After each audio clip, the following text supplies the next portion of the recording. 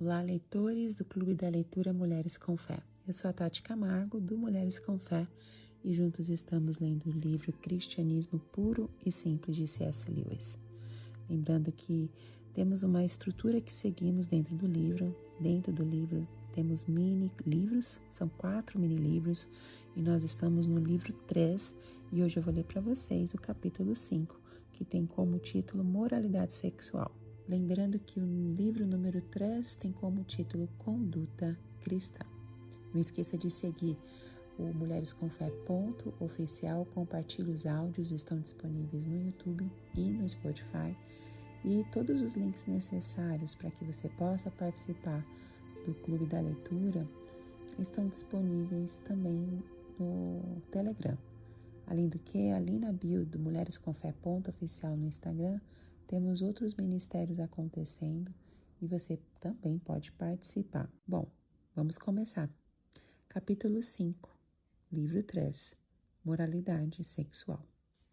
Vamos considerar agora a moralidade cristã no que diz respeito ao sexo, o que os cristãos chamam de castidade.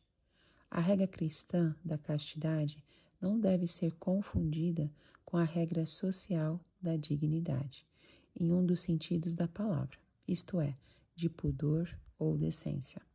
A regra social do pudor estabelece quanto do corpo humano deve ser exposto, que assuntos podem ser tratados e como usar as palavras de acordo com os costumes de um dado círculo social. Assim, enquanto a regra da castidade é a mesma para todos os cristãos de todos os tempos, a regra do pudor muda. Uma garota das Ilhas do Pacífico, que quase não usa roupas, e uma dama da era vitoriana completamente vestida, podem ambas ser igualmente dignas, púdicas ou decentes, de acordo com os padrões da sociedade em que vivem. E ambas, a julgar pela sua própria forma de vestir, podem ser igualmente castas ou igualmente incastas. A linguagem empregada pelas mulheres castas dos tempos de Shakespeare só seria permissível no século XIX, a uma mulher completamente libertina. Quando as pessoas quebram a regra do pudor em sua própria época e localidade para excitar o desejo sexual presente em si mesmas ou nos outros, então estarão infringindo a regra da castidade. Mas, se o fazem pela ignorância ou pela falta de cuidado, serão cuidadas apenas de mau comportamento.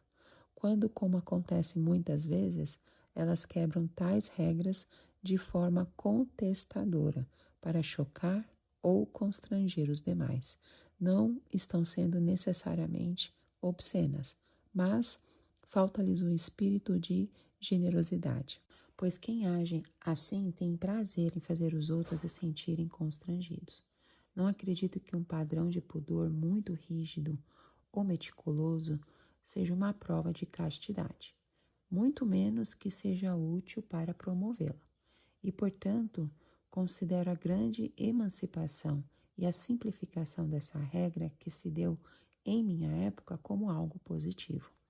Hoje em dia, entretanto, isso traz o inconveniente de fazer com que pessoas de diferentes épocas e diferentes estilos não reconheçam o mesmo padrão. Por isso, é difícil saber qual é a real situação em que nos encontramos. Enquanto essa dúvida permanecer no ar, penso que as pessoas mais velhas ou as mais conversadoras devem ter muito cuidado em julgar os jovens ou as pessoas emancipadas como corrompidas sempre que estiverem sendo libertinas, de acordo com o padrão antigo. Já os mais jovens, por sua vez, não devem considerar os idosos falsos moralistas ou puritanos, só porque não se adaptam ao novo padrão com facilidade. O desejo sincero de sempre pensar o melhor dos outros e deixá-los o mais à vontade possível resolverá a maior parte dos problemas. A castidade é a virtude cristã mais impopular, mas não há como escapar dela. A regra cristã é ou o casamento com fidelidade completa ao parceiro ou a total abstinência. Mas isso é tão difícil e contrário aos nossos instintos que obviamente ou o cristianismo está errado ou o nosso instinto sexual, como se manifesta hoje, se corrompeu. Uma coisa ou outra, é claro que, sendo cristão, tenho de supor que foi o instinto que se corrompeu. Mas tenho outros motivos para pensar assim. O propósito biológico do sexo são os filhos, da mesma forma que o propósito biológico de comer é alimentar o corpo. Contudo, se comermos todas as vezes em que nos sentirmos propensos a isso e o quanto quisermos, é bem verdade que a maioria de nós acabará comendo demais, mas não extraordinariamente mais. Uma pessoa pode comer por 2, mas não por 10. O apetite pode ir um pouco além do seu propósito biológico, mas não de forma excessiva.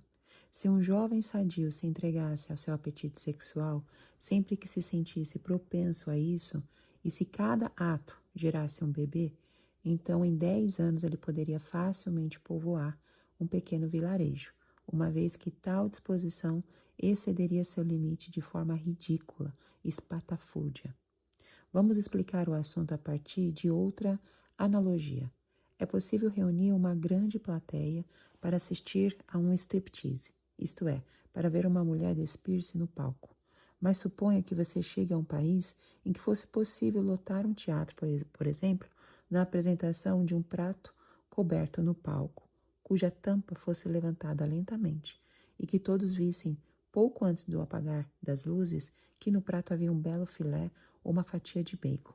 Será que você não acharia que naquele país algo deu errado no que se refere ao apetite por comida? Do mesmo modo, uma pessoa que tenha sido criada em outro ambiente não pensaria o mesmo sobre o estado do instinto sexual em nós, entre nós.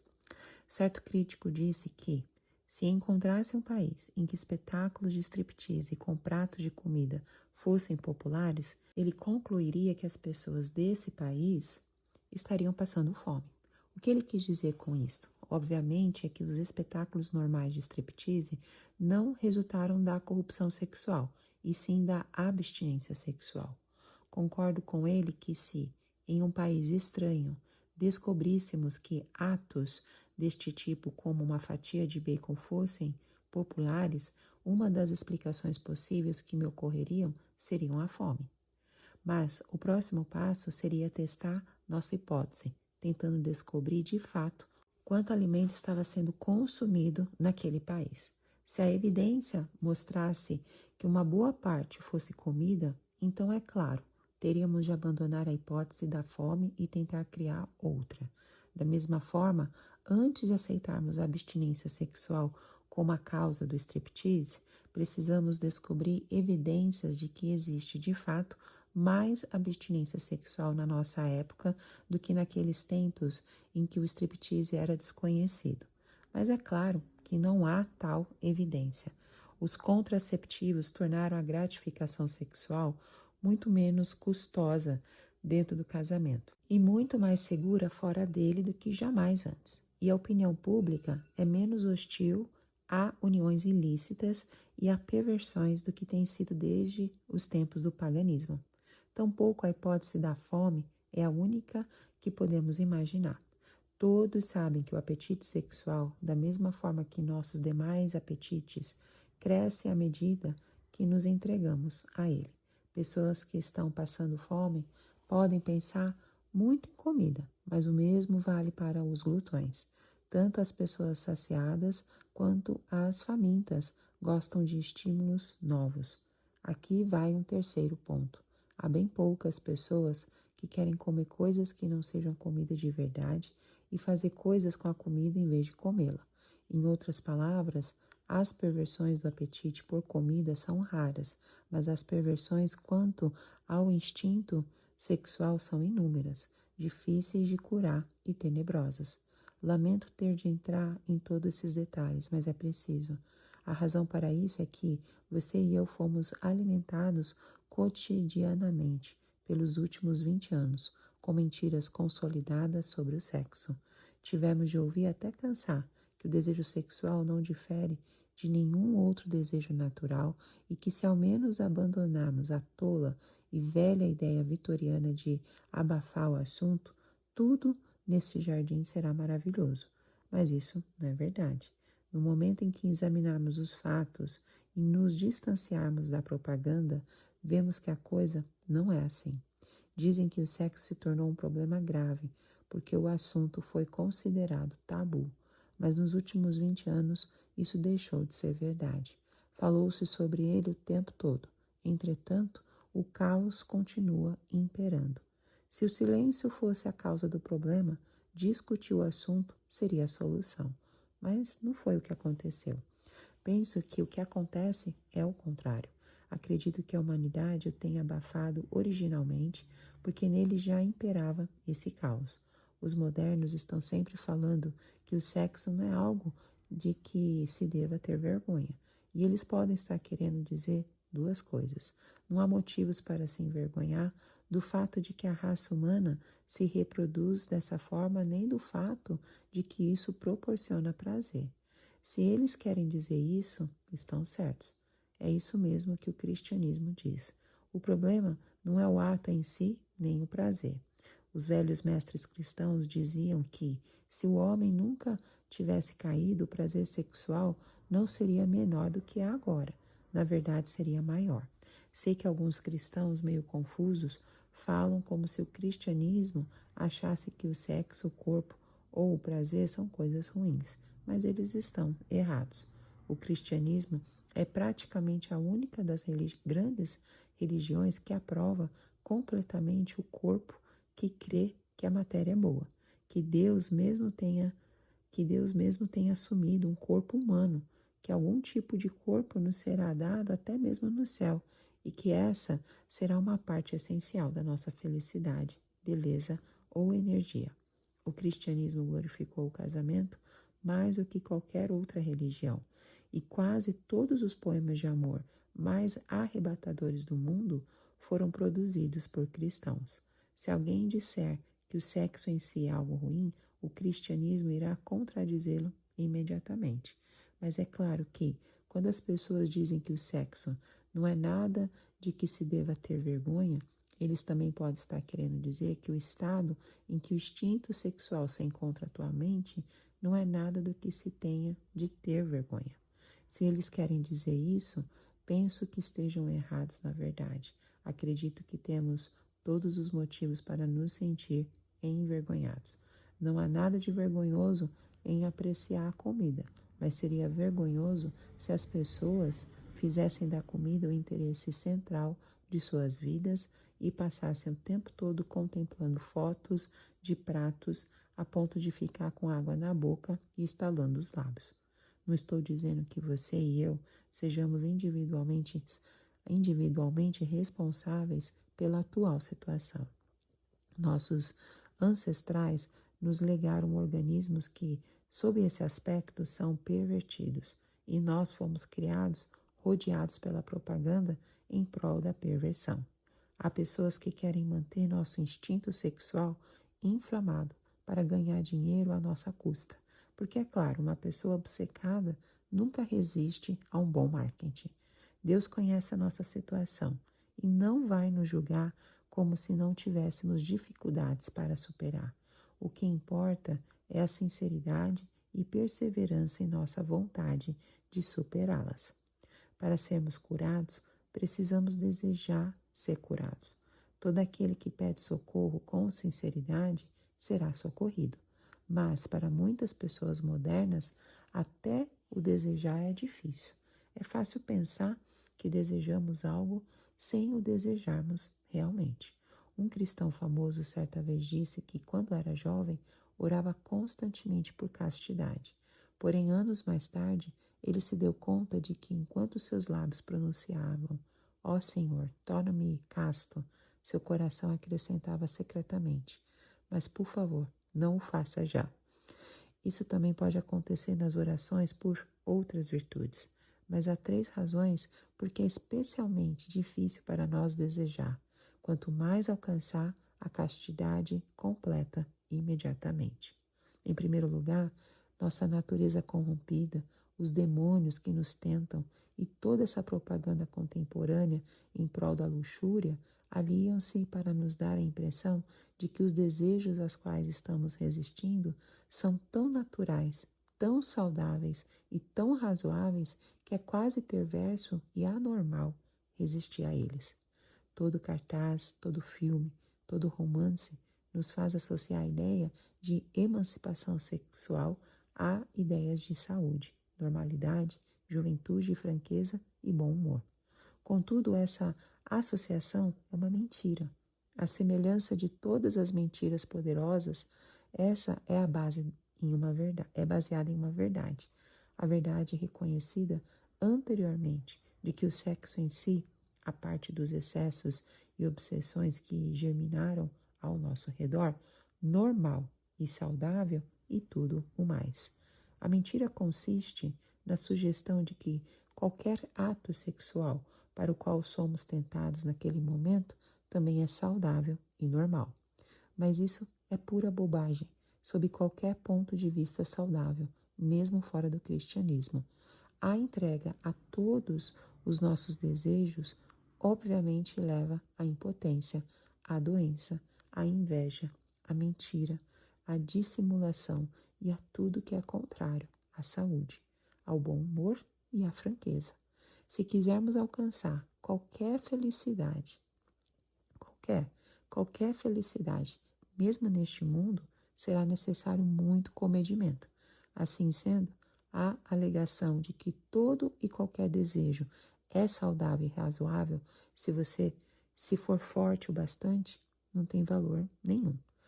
Toda pessoa civilizada e saudável deve seguir um conjunto de princípios segundo os quais escolhe rejeitar alguns desejos e admitir outros. Uns tomem por base princípios cristãos, outros princípios de higiene, outros ainda princípios sociológicos. O conflito real não é o que se dá entre o cristianismo e a natureza, mas entre os princípios cristãos e os outros princípios de controle da natureza.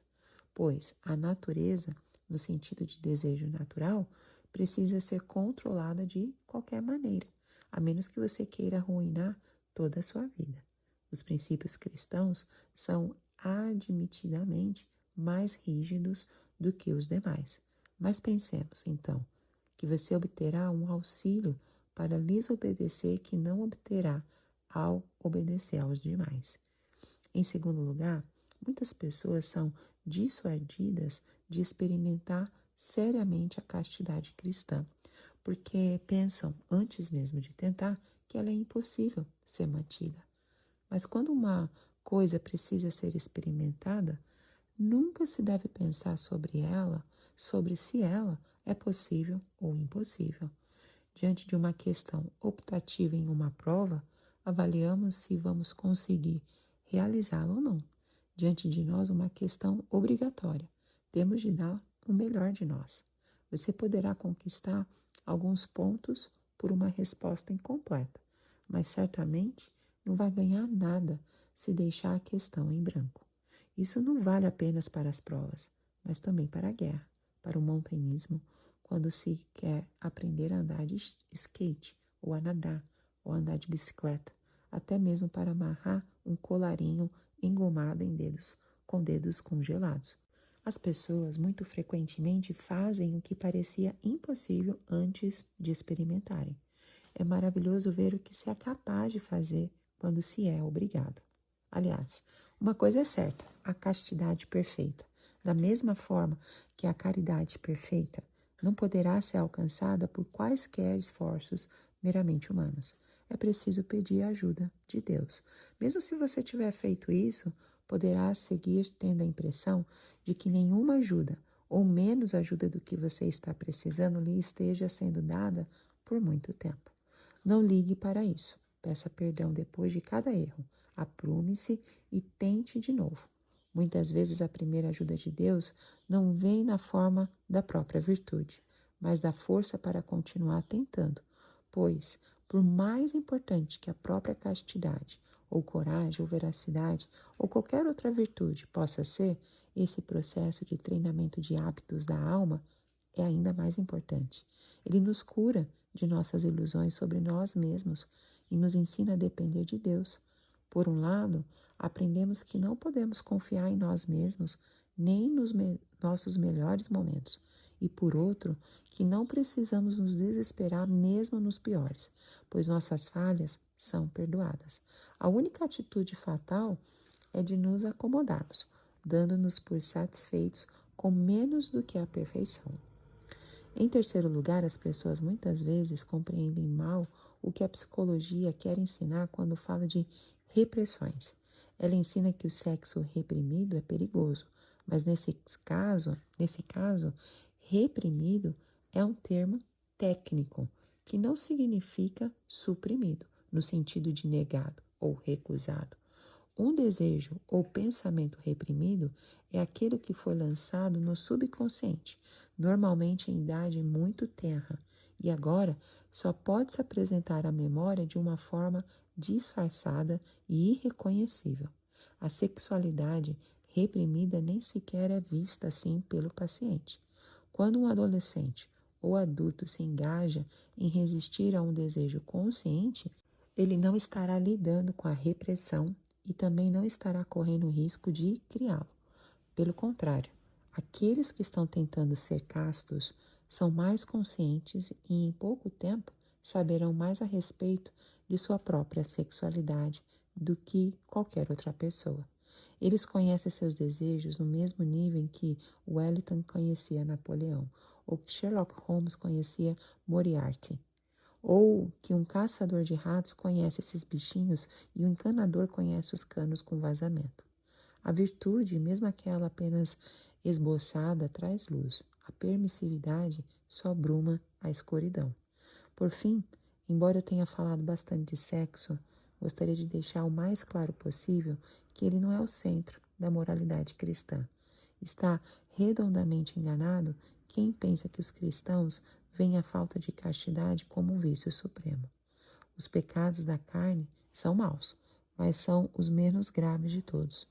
Os piores prazeres são os de ordem puramente espiritual, como o prazer de provar que o outro está errado, de tiranizar os outros, de tratar os demais com desdém e superioridade, de ser um estraga-prazeres, de difamar. São os prazeres do poder e do ódio.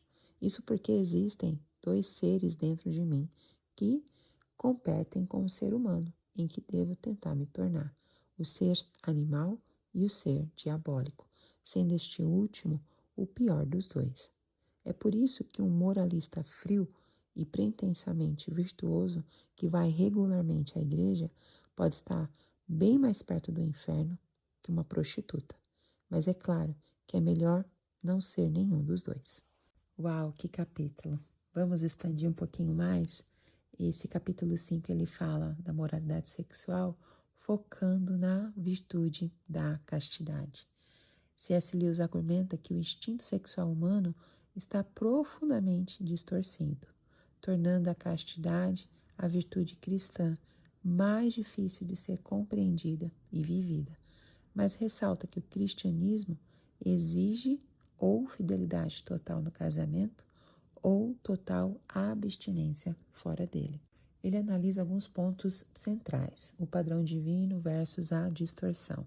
Ele argumenta que o desejo sexual humano foi corrompido, comparando o apetite sexual moderno a um desejo incontrolável como a fome constante, em vez do apetite normal que possui um limite. Ele defende que o sexo foi projetado para o casamento e, fora desse contexto, gera graves distorções. Ele fala do erro social da modéstia. Ele faz uma distinção crucial entre a castidade e modéstia. Enquanto a regra da castidade é eterna e imutável para os cristãos, a regra do que é considerado modesto ou imodesto muda dependendo da sociedade, da cultura e da época. Ele fala sobre castidade versus pureza. A castidade é a regra que diz respeito à moderação ou o controle do impulso sexual, não significando necessariamente reprimir o corpo, mas sim usá-lo dentro do propósito divino. Ele destaca que muitos confundem a castidade com a prudência, mas ela é, na verdade, um desafio profundo para o autodomínio. O equívoco do prazer natural. Ele desafia a ideia moderna de que o desejo sexual é apenas um impulso natural e inofensivo que deve ser satisfeito a todo custo. Ele sustenta que o padrão cristão, embora árduo, liberta o ser humano da escravidão aos seus próprios instintos. Uau, que capítulo! Quantos ensinamentos, quantas coisas para nós refletirmos, principalmente na geração que nós estamos vivendo, com filhos, adolescentes, essa juventude, não é mesmo? Que Deus continue nos ensinando o que agrada o seu coração e o que Ele tem como propósito divino para as nossas vidas e para a vida da nossa igreja, a vida da nossa comunidade, a vida dos nossos filhos. Que Deus te abençoe grandemente e até o próximo áudio. Tchau, tchau.